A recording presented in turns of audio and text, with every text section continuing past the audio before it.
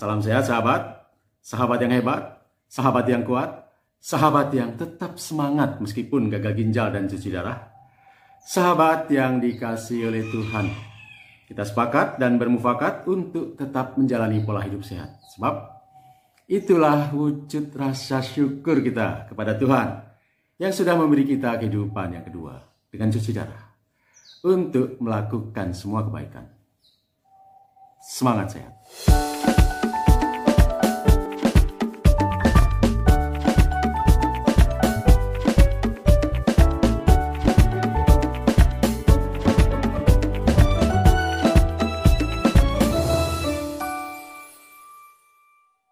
Penyakit jantung itu banyak ya, bermacam-macam.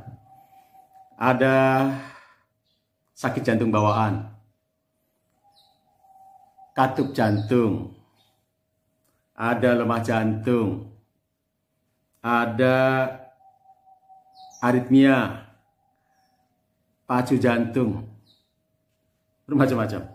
Tetapi yang populer di kalangan kita, pasien cuci darah, itu jantung koroner, ya, atau arteri koroner, atau penyumbatan pembuluh darah, penyempitan pembuluh darah, dan pembengkakan jantung. Dua penyakit jantung ini dekat sekali dengan pasien cuci darah. Banyak sekali kematian yang disebabkan oleh dua hal ini, ya. Entah itu karena jantungnya yang bengkak, lalu lemah, lalu sulit untuk menjalani HD. Ya, biasanya kalau sudah bengkak itu HD-nya lemot, ya. Kinerja jantungnya sudah nggak begitu bagus. Setiap kali ditusuk, ditarik, ngempos. Jadi kipinya harus sangat-sangat rendah. Nah, ini terus-menerus menyebabkan kondisi yang memburuk. Lalu yang tidak kalah banyak itu penyumbatan kardiovaskular, ya. Penyumbatan jantung, pembuluh darah jantung. Ini paling banyak. Jadi banyak kejadian, ya. Seorang teman tadi HD, lalu mandi pulang, keluar dari kamar mandi, jatuh. Ya, ini serangan jantung. Banyak sekali kejadian. Jantung koroner itu juga yang saya alami. Tetapi pasien gagal ginjal bisa mengalami dua-duanya. Ya, hati-hati. Bisa mengalami jantung koroner tetapi sekaligus jantungnya mengalami pembengkakan. Nah, tentu ini masalahnya menjadi lebih rumit. Kenapa pasien cuci darah sangat dekat dengan penyakit jantung? Ya, karena banyak sekali pemicu, ya, hal-hal yang memicu terjadinya sakit jantung itu dekat sekali dengan kehidupan pasien cuci darah. Dekat sekali. Antara lain, penyebab sakit jantung itu pola hidup. Ya, pola hidup itu antara lain stres, gak happy, tertekan karena menderita sakit cuci darah, merasa dirinya tidak mampu. Apalagi sahabat-sahabat yang kondisinya buruk, yang tidak bisa menjadi tulang punggung, lemah, depresi. Ini menyebabkan gangguan yang ya secara tidak langsung, ya, mungkin tensinya jadi terus tinggi, kondisi kesehatannya tidak membaik, ya jantungnya bermasalah. Lalu kurang aktivitas, kurang gerak, kurang olahraga. Ini juga menyebabkan gangguan jantung. Kemudian pola makan. Nah, ini yang paling banyak dialami oleh pasien cuci darah. Pola makan yang tidak sehat. pasien cuci darah itu paling suka makan telur. Telur dadar ya. Ya kalau telur dadar ya setiap hari atau sehari bisa makan 2. Itu kuning telurnya mengandung kolesterol yang cukup tinggi. Ya. Jadi ya kalau sahabat ingin meningkatkan albumin, protein, seringkali disarankan untuk makan putih telurnya saja. Karena apa? Karena yaitu kuning telurnya ini tidak baik untuk kesehatan kita. Kolesterolnya cukup tinggi. Kolesterol yang cukup tinggi ini dapat mengendap ya di pembuluh darah, jantung, dan itu menimbulkan gangguan penyempitan pembuluh darah, jantung koroner, menimbulkan serangan jantung.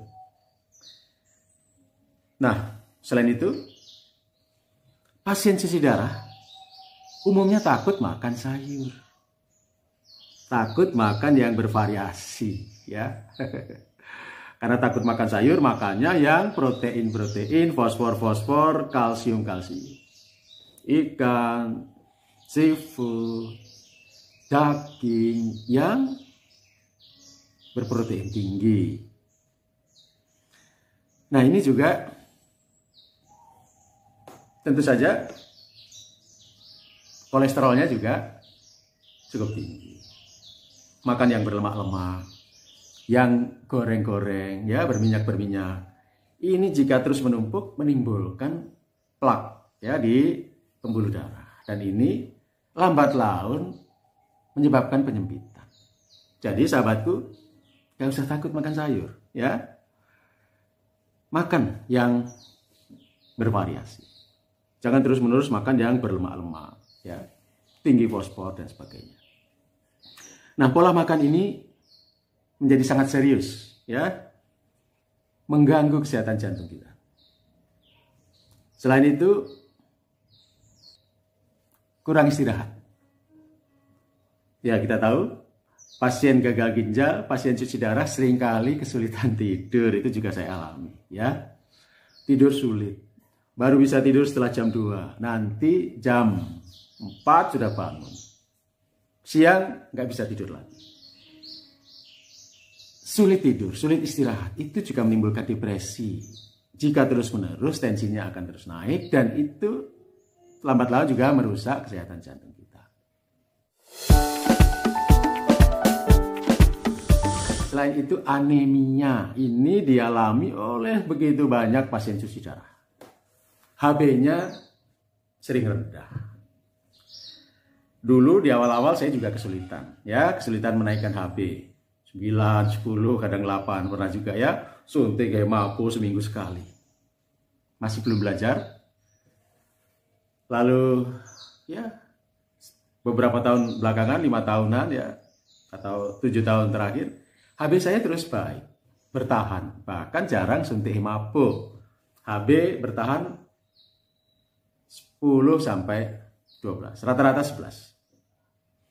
Nah, HB yang terus-menerus rendah di bawah 10, di bawah 9, apalagi cuma 8, apalagi lebih rendah lagi, membuat jantung kita bekerja ekstra keras, memompa darah, karena tubuh kita membutuhkan kecukupan oksigen dan zat-zat lain.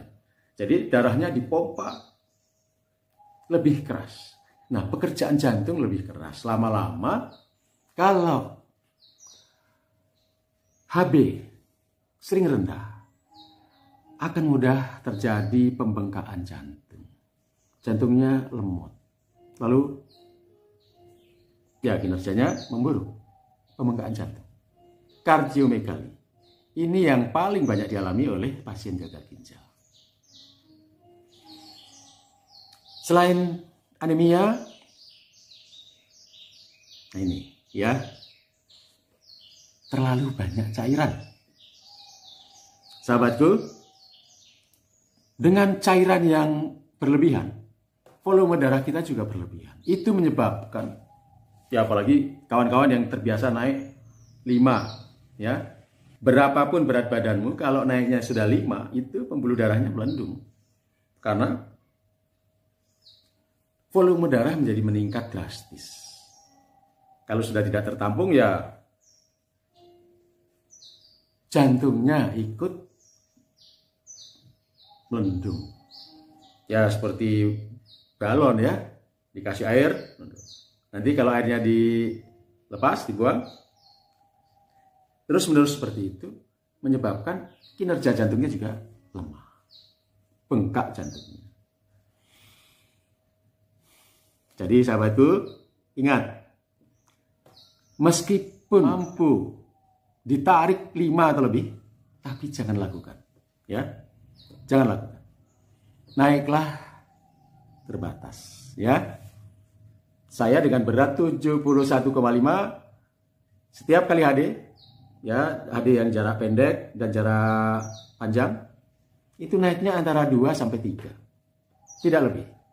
Tarikan paling banyak 3,2. Itu ringan. Harusnya, bukan harusnya ya, saya masih bisa naik 3,5 kalau ukurannya 5%. Tetapi saya tidak mau naik 3,5. Kenapa? Nah itu nanti akan kita bahas ya. Pada episode yang belakangan nanti akan saya bahas. Bagaimana melindungi jantung kita yang sudah kadung bermasalah. Antara lain, ya saya naiknya nggak banyak. Saya batasi betul-betul. Dan itu menjadi pola, bukan diet ya. Bukan diet, menjadi pola. Jadi kenaikan berat badan yang tinggi antar HD itu menyebabkan gangguan jantung. Selain kenaikan yang tinggi, pola makan yang tidak bagus, itu kaitannya dengan kibi. Karena urium kita tinggi, urium harian kita tinggi, kita memaksa membersihkan dengan kibi yang tinggi. Beberapa orang mengatakan nggak ada pengaruhnya kibi tinggi sama jantung. Ya itu pendapat pribadi-pribadi. Tetapi kibi itu jantung kita dipaksa berdenyut sesuai kemauan mesin yang kita setel. Kalau kita setel kibinya tinggi ya jantung kita dipaksa berdenyut cepat. Selama 4,5 atau 5 jam. Itu membuat jantung kita capek. Terjadi penebalan dinding-dinding jantung. Atau pembengkakan. Jadi sahabatku, meskipun sahabatku mampu HD dengan kibi tinggi, ya sebaiknya jangan dilakukan ya. HD-lah dengan kibi yang nyaman untuk jantung. Ingat, kalau kawan-kawan menggunakan kibi tinggi, jantungnya berdegup lebih kencang. Seringkali terjadi tremor, ya. Heart rate-nya itu terlalu cepat. Itu sebabnya kalau jantungnya lemot, nggak bisa menaikkan kibi lebih tinggi. Ya, itu hubungannya jantung dengan kibi. Selalu berhubungan. Ya, saya ingatkan, kalau ada yang bilang nggak ada hubungannya, ya itu pendapat pribadi. Ya, yang paling mudah dibuktikan adalah, ya kalau kita hadir dengan kibi tinggi, lebih deg-degan. Lalu kita ingin diturunkan. Bukti yang kedua, kalau jantung sudah bermasalah, ya nggak bisa dinaik-naikkan kibinya. Umumnya kibinya sangat rendah di bawah 200, 150, 170, atau maksimal 180. Jadi harus HD 3 kali untuk yang jantungnya sudah bermasalah. Nah, itu hal yang dekat dengan kita, yang kita alami, yang harus kita jaga, yang menyebabkan gangguan jantung. Selain itu, ya hipertensi yang menjadi bawaan kita atau diabetes. Hipertensi dan diabetes itu salah satu pemicu gangguan jantung jika tidak dikendalikan dengan baik. Jadi sahabatku, begitu banyak penyebab atau pemicu gangguan jantung yang kita alami sehari-hari. Pemicu yang harus kita kelola Bahkan meskipun mampu mengelola itu, seperti saya misal HB-nya nggak bermasalah, saya tidak bermasalah dengan tidur, ya sekali-sekali tidur kemalaman, tapi umumnya tidak bermasalah. HD saya adekuat. Oh iya, ada juga gangguan uremia jantung. Uremik, jantungnya itu uremik ya, karena ureum hariannya selalu tinggi dan HD-nya tidak bersih. Saya menjalani HD 5 kali 2 jam dengan QB 280 sampai 300 dan ureum pre-HD tidak pernah tinggi, rata-rata 130, 140 ya. Umumnya 130 atau kurang. Itu bersih. Ureum pre-HD-nya tidak tinggi, ureum post-HD-nya normal. Saya sudah melakukan itu bertahun-tahun. Terjaga ya. HB-nya terjaga. Olahraga saya lakukan. Makan saya juga cukup terpola. Kenaikan berat badan, kenaikan cairan tidak pernah sampai ke wajah atau kaki, tangan atau sampai sesak, nggak pernah ya. Terkendali. Itu pun saya masih mengalami gangguan jantung koroner. Nah, pada tahun ke-9 menuju 10 ini makin serius. Makin sering mengalami angina ya, nyeri. Hal yang tidak bisa ditolak bagi pasien cuci darah ya, meskipun sudah melakukan semua usaha itu, adalah kalsifikasi. Penimbunan kalsium di jantung maupun di pembuluh-pembuluh darah. Ini seperti paket ya. Paket. Plak-plak di jantung itu antara lain disebabkan juga oleh timbunan kalsium. Di beberapa episode yang lalu membahas mengenai fosfor dan kalsium, saya pernah menceritakan salah satu gangguan yang disebabkan oleh fosfor yang terus tinggi itu PTH-nya ya, paratiroid hormonnya aktif, memburu kalsium dari tulang-tulang. Akibatnya kalsium darah kita berlebihan, dia menempel di pembuluh-pembuluh. Jika terjadi penempelan di pembuluh darah di jantung, maka bisa jantungnya menjadi atau pembuluh-pembuluhnya tidak lentur, velocity-nya rendah. Pembuluh darah yang tidak lentur, pembuluh darah yang kaku, itu berpeluang lebih besar terjadi penyumbatan. Apalagi terus-menerus terjadi endapan kalsium. Ini terjadi pada pasien yang sudah lama HD. Ini nggak bisa ditolak ya. Hal yang sulit ditolak. Kecuali jika sejak awal kita bisa mengendalikan fosfor dan kalsium tubuh. Tetapi bagi pasien cuci darah ini tidak mudah. Karena ginjal tidak bisa lagi menyeimbangkan fosfor dan kalsium di dalam darah kita. Ya, ini paket ya. Saya menduga juga sudah mulai terjadi kalsifikasi. Selain itu, fosfor yang terus meningkat, kalsium, PTH yang terus naik, yang menempel di pembuluh itu menyebabkan pembuluh kita rapuh. Di pembahasan mengenai fosfor di episode yang dulu-dulu ya, coba diintip lagi, saya sampaikan. Nah, kalau pembuluhnya rapuh, cuil gitu ya, ya menyumbat. Banyak sekali hal-hal yang menyebabkan pasien cuci darah mengalami gangguan jantung. Hal-hal yang bisa dikendalikan maupun hal-hal yang tidak bisa dikendalikan, dan itu terjadi. Itu sebabnya, sahabatku, ingat ya pada episode yang lalu saya hampir marah sama ibu dokter, dokter spesialis, ya dokter hebat. Ya mungkin karena beliau terbiasa menghadapi pasien jantung, sementara saya masih berapi-api, masih deg-degan, masih takut.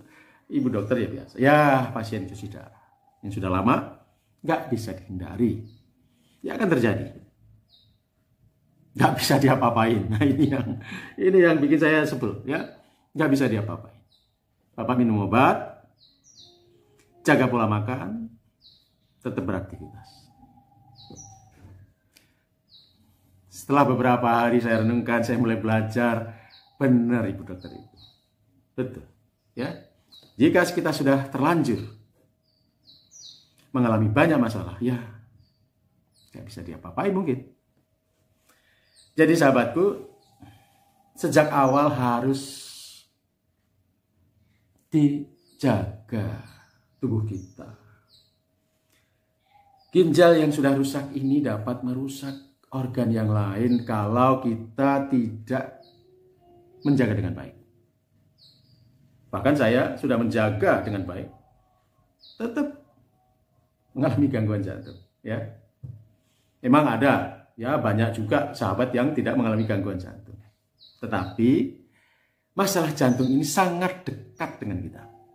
Kalau tidak menjaga pola makan, pola hidup, tidak menjaga HB, tidak menjaga cairan, tidak menjaga pola HD adekuat, ya mungkin peluangnya lebih besar kena gangguan jantung. Memang tidak semua pasien HD menyadari bahwa ada masalah dengan jantung. Apalagi gangguan jantung ini kadang-kadang nggak menimbulkan tanda-tanda, ya nggak ada tanda-tanda awal. Tiba-tiba serangan jantung, meninggal. Nah kalau orang meninggal, ya kita temannya bertanya-tanya, meninggalnya kenapa? Ya mungkin karena jantung, ya, tapi karena dia tidak pernah periksa jantung. Ya, sahabat-sahabatku, mumpung dari awal gagal ginjal, mumpung dari awal HD tahun pertama, kedua, jangan menunggu ada masalah dengan jantung. Nabung. Nabung. Karena kita tidak mendapat jawaban yang menggembirakan jika datang ke Poli BPJS. Ya, itu bukan cuma pengalaman saya, ya. Sahabat-sahabat yang lain ya sama. Kadang-kadang kalau kita bertanya mengenai jantung, ya jawabannya ya begitulah, pasien cuci darah. Kita harus nerimo, pasrah. Ingat, jangan sahabatku, ya, jangan nerimo pasrah. Mumpung dari awal, lakukanlah pemeriksaan mengenai jantung untuk kesehatan kita. Apa saja yang diperiksa, bagaimana pemeriksaan, bagaimana jantung koroner itu mengganggu kita. Episode depan, ya, saya lanjutkan mengenai pemeriksaan jantung. Kita harus mewujudkan rasa syukur kita kepada Tuhan yang memberi kita kehidupan saat ini, dengan merawat sebaik-baiknya, semampu kita, utamanya jantung. Memeriksakan jantung, ya, merawat jantung. Jika sudah diperiksa, kita bisa melanjutkan dengan konsultasi rutin, yaitu bisa masuk di Poli BPJS. Konsultasi, ya, lalu mendapatkan obat-obatan rutin, minum obat rutin sepanjang hayat, ya, sama dengan diabetes dan penyakit-penyakit yang lain. Gak usah takut, sahabatku, selalu ada jalan untuk kita tetap sehat, untuk memiliki jantung yang sehat. Jangan terlambat. Salam sehat.